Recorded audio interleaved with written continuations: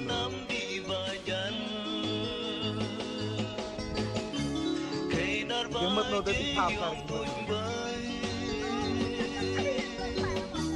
liệu quay nắm trọn cờ liệu quay chế từ đầu rồi tớ ra rồi chỉ có sương bên và cờ thì cứ bố cry ra cờ là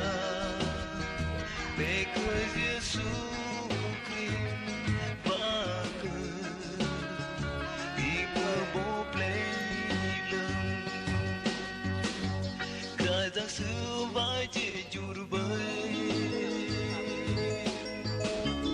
đi nơi bao bướm tơ tròn giọt nè hơ môi tơ tròn cờ nè cơn sư phát lắm từ nâu quỳnh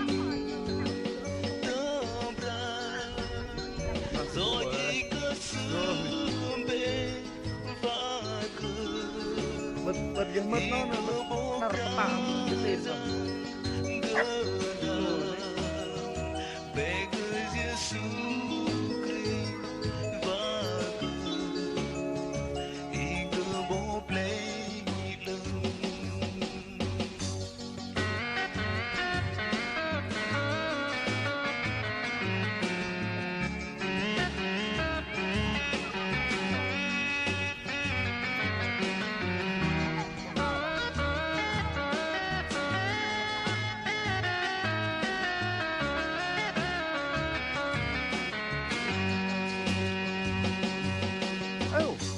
hờ mẹ chưa ngắm mà rửa con